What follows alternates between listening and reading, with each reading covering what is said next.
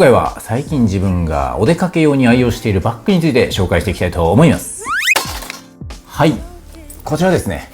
ナイスネスのローというモデルになっております。これを買うまではですね、細かい荷物しかない時でも割と全てこちらのバスコのバッグを持っていたんですけれども、このバッグ自体がですね、それなりに重たい部分があって、ちょっとした買い物とかお出かけする際に軽快に持てるバッグも欲しいなということでずっと探してまして、で結局今年の年始ぐらいですかね、ついに色味的にも気に入ったものがリリースされたので購入いたしました。でまずナイスネスについて簡単に紹介しますと、ナイスネスはいいものはいい、ジャストグッドイズグッドをコンセプトにサビーでデザインを担当していた郷ひろかず氏がパーソナルな趣向を反映し、自身が本当に着たいものを展開するブランドになります。国内外でものづくりの経験を積んできたデザイナーならではの素材選びがポイントで、こだわりの素材を駆使し素敵な装いを提案してくれるブランドでございます。で前からナイスネスのバッグ自体はめちゃくちゃいいなと思っていて、最初はロジャーっていうモデルが欲しかったんですね。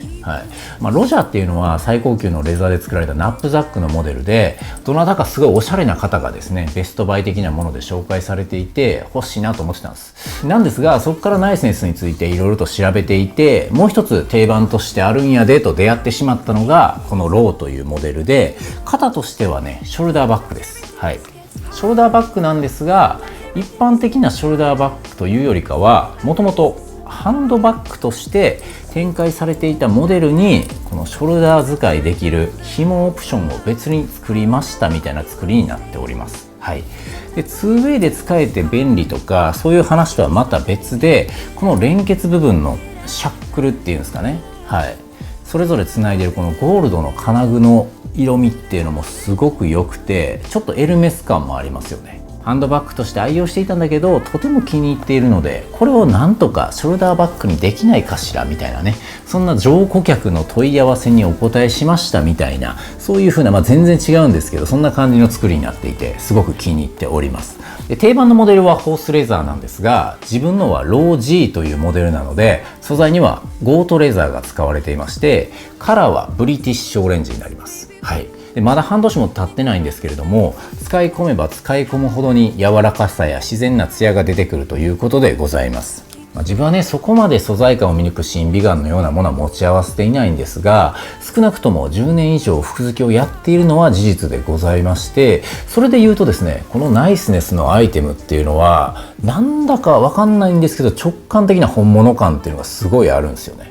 それこそニュアンス的にはエルメスのアイテムのような、そんな上質な雰囲気っていうのがあって、なのでこのねショルダーのローに出会ってからはですね、これまでふらっと何でもなくショルダーバッグ合わせていたスタイリングっていうのがもうなんかすごいね物足りないというか、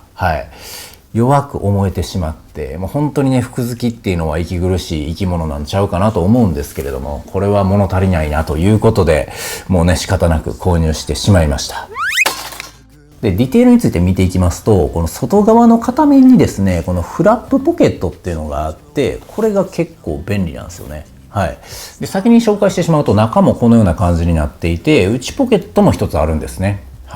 なのでこの2つのポケットにちょっとしたカードとか鍵とかパッとアクセスしたいものを入れることができて、小ぶりですがとても使い勝手がいいです。で逆の面にはこちらのナイスネスのパンチングワッペンが貼られております。で自分はね可愛らしくてセンスもあるこのワッペンがめちゃくちゃ好きでして、ナイスネスを知っている人なら一目で、一目でわかると思うんですが、これ逆にですね、ブランド物バッグというくくりのレーダーには全然引っかからないと思うんですよね。グッチとかヴィトンとかコーチとか、そういう分かりやすさっていうのは全くなくて、そのねステルス性っていうのもかなり気に入っております。とはいえですね、物としてやっぱめちゃくちゃいいので、メゾンどころのアイテムしか買ってこなかった方でも思わずこれどこのですかって耐えきれず聞いてこられる可能性もあると思うんですよね。でそういう時に実はねナイスネスというブランドがありましてっていうことで、ちょっとそういう風な紹介をしてあげるというのも面白いんじゃないかと思っております。で中のタグ周りもめちゃくちゃいいんですね。王道の老舗ワークブランドっぽさがあるこの感じの凝り方とか質感とか、古着好きの方にもかなりハマってくれるんじゃないかなと思っております。で、使用感というかスタイリングにどう干渉してくれるのかっていうところなんですけれども、まず第一にこうやってハンドバッグとして使うとしたらほぼ干渉ゼロですね。はい、どんなスタイリングにも全然干渉せずに使うことができます。ちょっとしたね、飲み物とか財布とかを入れるようにバッグって何かと持ち歩きたいアイテムだと思うんですけれども、少なくとも自分の場合はそうなんですけれども、割とスタイリングが決まりきらない要因の一つっていうのがこのバッグにあることって多いと思ってまして、それってこのバッグのサイズ感であったりとか質感っていうのが、スタイリングに干渉してくるから起こることだと思うんですけれども、その意味でですね、この全く干渉しない使い方ができるっていうのはもうまず一つめちゃくちゃ大きいポイントになっておりますね。はい。そういう前提があった上で自分は基本紐までつけてショルダーとして使用してるんですけれども、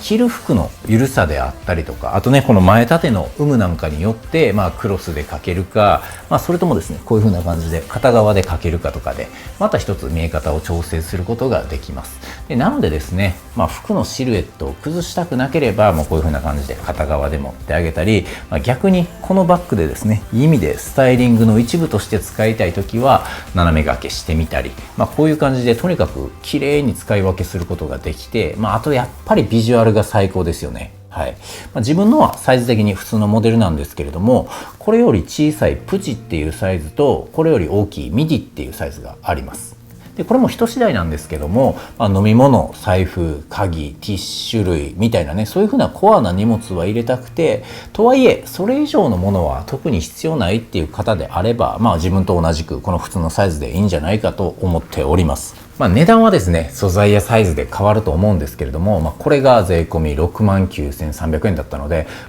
高いのは高いですね。ただそれだけの価値は本当に十二分にあると思いますので、ぜひチェックしていただければと思います。はい、そんなところでナイスネスのローについての紹介でございました。もしねこの動画気に入ったという方いらっしゃれば、チャンネル登録であったり高評価であったり、あとですねコメントなどもいただけますと非常に嬉しく思いますので、どうぞよろしくお願いいたします。あとですね、このチャンネルはですね他にも名作アイテムについてディスカバリーチャンネルのような形で紹介しておりますので、よろしければぜひそちらもご覧いただければと思います。はい、そんなところでご視聴くださり誠にありがとうございました。